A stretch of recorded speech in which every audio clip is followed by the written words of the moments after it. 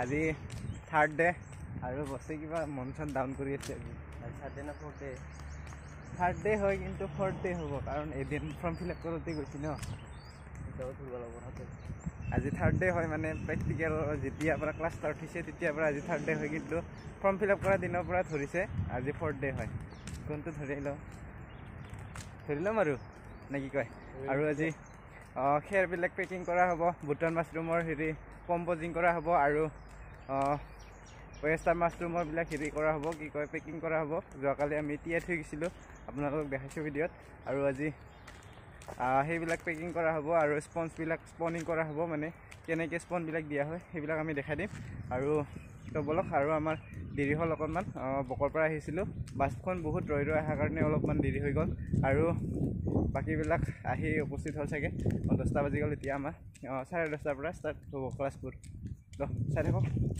finally আহি পাই গ'লোঁ এইবিলাক খেৰবিলাক ওলাই থ'লে আগতীয়াকৈ আহি পোৱাবিলাকে খেৰবিলাক ওলাই এতিয়া শুকুৱাত লাগি গ'ল মানে এনেকৈ শুকাব লাগিব আৰু খেৰবিলাক ক'ৰ পৰা ওলাইছে দেখাইছোঁ গৈ ইলেক্ট্ৰিক বইলিং এতিয়া আৰম্ভ হৈ গ'ল খেৰবিলাক প্ৰায় 30 পৰা 40 মিনিট বইলিং কৰিব লাগে যদি আৰু ভাল বা গৰম পানী হ'লে তেতিয়া 20 পৰা 30 মিনিট বইলিং কৰিলে হৈ যায় আৰু এইটো ইলেক্ট্ৰিক বইলিং আমি 30 পৰা 40 মিনিট বইলিং কৰিছিলোঁ ফাৰ্ষ্ট টাইম আৰু এতিয়া ছেকেণ্ড টাইম আমি 20 পৰা 30 মিনিট বইলিং কৰিছোঁ ইয়াৰ পৰা এতিয়া ওলাই আছে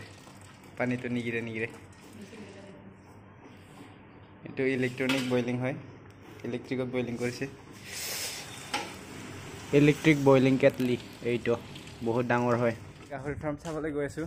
KVK আণ্ডাৰতে গাহৰি ফাৰ্মো কৰা হৈছে আৰু ছাগলী গৰু আছে চাগে কি আছে দেখা যাম আৰু এইবিলাক আনাৰস খেতি কৰি থৈছে আনাৰস এৰিকানাট বেছ মাল্টি ষ্ট'ৰ্ড ক্ৰপ ছিষ্টেম মানে তামোলৰ মাজতে এইবিলাক কৰিব পাৰি আৰু কি এইখন চাই লওক আৰু গৈ আছোঁ যাই দেখাই আছোঁ গাহৰি ফাৰ্ম চাব আহি প্ৰথমতে দেখিলোঁ কেঁচুসাৰ এইবিলাক কেঁচুসাৰ বনাই থৈছে এইখন হ'ল গাহৰি ফাৰ্ম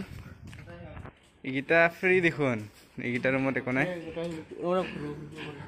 এইকেইটা 1 2 3 4 5 6 7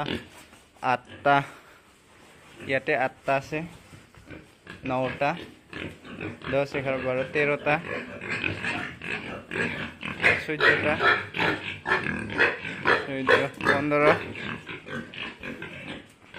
15 18জনী 18টা থকা বুলি কৈছিল 15টা দেখিলোঁ বৰ্তমান আৰু ক'ৰবাত এইফালে আছে কিজানি ফুল এইবিলাক ফুল গাহৰি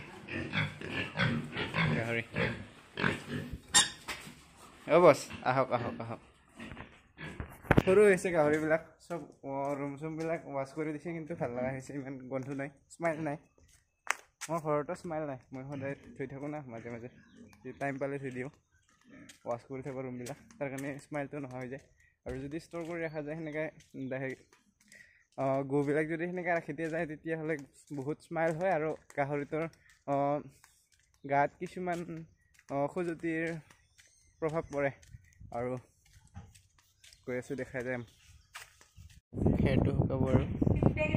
বেছি নাই আৰু শুকাবৰ কাৰণে মেলি দি থৈছিলোঁ এতিয়া আৰু দম কৰি দিলোঁ শুকাব আৰু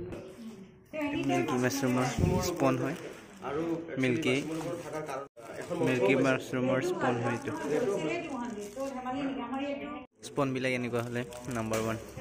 প্ৰডাকশ্যন সোনকালে ওলাব এইবিলাক মেচিয়ৰ হোৱা নাই ইমানবিলাক হেৰি হোৱা নাই মেচিয়ৰ হ'লে চববিলাক হোৱাইট হৈ আহিব স্পনটো মেইন স্পনটো ভাল হ'লে প্ৰডাকশ্যনো ভাল আহিব স্পনটো বেয়া ইয়াত গ্ৰীণ মল আহিছে সেইকাৰণে এইটো আউট কৰি দিয়া হৈছে গ্ৰীণ মল মানে কেনেকুৱা এইটো যে এইটো দেখিছেনে ক'লা হৈ আহিছে এইটো তাৰ কাৰণে এইটো বেয়া ৰিজেক্টেড আইডিয়া হ'ল নে কিমানখিনি 25 গ্ৰাম থাকে যায় তো পিছত আৰু ভাগ কৰিব নালাগে দাদা এটা আৰু কৈ দিব কিটা কন্টামিনেশন হয় সেইখিনি এইটো হৈছে আচ্ছা কন্টামিনেশন সেইটো মই আৰু এটা পেকেট বাহিৰত পেলাই দিছিলো যদি হয় তেতিয়া আপোনাক বাহিৰত কৈ দিব আগতে আচ্ছা বাহিৰত এটা মই পেকেট পেলাই দিছিলো এইটো অকমান সেইটো বাহিৰত পেলাই থৈ দিয়া হয় ও হেৰি কলিকতা মই কম পাহৰিলো সেইটো সাইড কৰি দিও অয়েষ্টাৰ মাছৰুমৰ যিটো চিট লৈছোঁ এই চিটটো আমাৰ এতিয়াও পুৰত হোৱা নাই এইটো আজি আমাৰ প্ৰেক্টিকেল ট্ৰেইনিং আছে কাৰণে আমি বেয়া স্পঞ্জ দিয়ে কৰি বেয়া নহয় মানে কি মিচিউৰ আনমিচিউৰ স্পঞ্জ দিয়ে কৰিম বাৰু দেখুৱাৰ কাৰণে কিন্তু এইটো স্পঞ্জ আপোনালোকে নল'ব পুৰত স্পঞ্জহে ল'ব পুৰত স্পঞ্জটো কেনেকৈ চিনাক্ত কৰিব এনেকুৱা দৈ গাখীৰৰ দৰে বগা হৈ যাব এইটোতো আমাৰ বগা হোৱা নাই ধানে হৈ আছে কাৰণ ই পুৰত হোৱা নাই এইটো স্পঞ্জ নল'ব কেতিয়াও যদি আপোনালোক স্পঞ্জ ধৰি লওক বাইদেউৰ পৰা ল'লে বা কাৰোবাৰ পৰা ল'লে যদি এনেকুৱা স্পঞ্জ আহে তেতিয়াহ'লে আপুনি আৰু 6 দিন 5 দিন আপুনি ঘৰতে ৰাখি দিয়ক সি যেতিয়ালৈকে বগা নহয় ঠাণ্ডা ঠাইত ৰাখি দিব ফ্ৰিজত থ'লে ৰান নল'ব সি বেয়া নহয় মৃত্যু নহয় আৰু আপোনাৰ মানে স্পঞ্জটো কিনিলো ফ্ৰিজত মানে কেইদিন থ'ব পাৰিব ফ্ৰিজত আপুনি 2 বছৰলৈকে থ'ব পাৰে কিন্তু তেতিয়া সি ৰান নলয় আইচত থ'ব বৰফ হৈ থাকক প্ৰব্লেম নাই সেই মৃত্যু নহয় থাকি যাব পিছত আকৌ আপোনাৰ কিন্তু বাহিৰত থ'লে ৰান লৈ থাকিব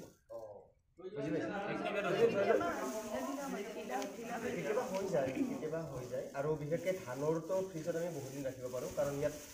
পানীটো বেছি টানিব নোৱাৰে এই ধানটো থাকি যায় খেউটো অলপ গমতো অকণমান বেয়া হৈ যায়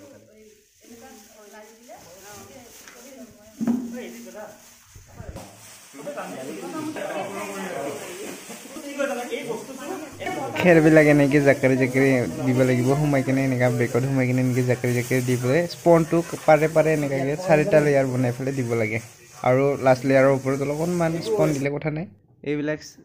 বগা বগা দেখিছেনে 4টা ষ্টেপত আছে বগা বগাবিলাক আৰু খেৰটো 5টা স্তৰ বনাব লাগে আৰু স্পনবিলাক দিলে পাৰে পাৰে দিব লাগে আঙুঠি যেনেকৈ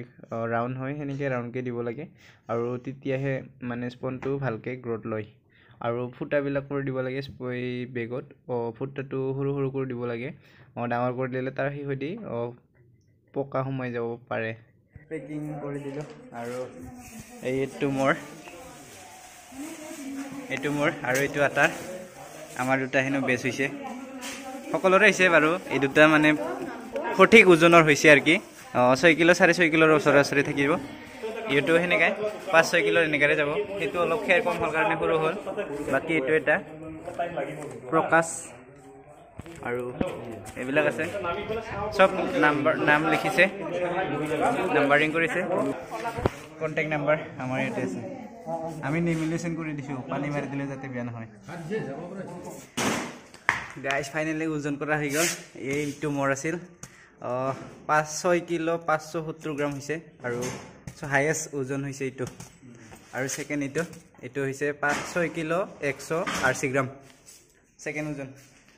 এতিয়া বৰ্তমান মোৰটো হায়েষ্ট ওজন হৈ গৈছে অকণমান পিছত আমি ভাত খাবলৈ যাম আৰু আজিৰ ট্ৰেইনিং শেষ ইয়াতে বাই বাই